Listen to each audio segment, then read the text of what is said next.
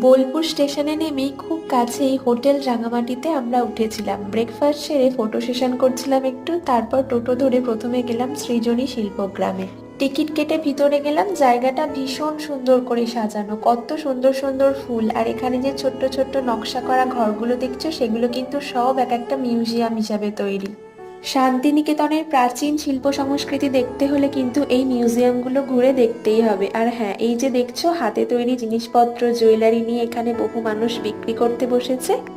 এত সুন্দর লাগছিল না, মনে হচ্ছিল যেন বাড়ির দাওয়ায় বসে আছে সবাই, মানে ওই জায়গাটাই এমন করে বানানো।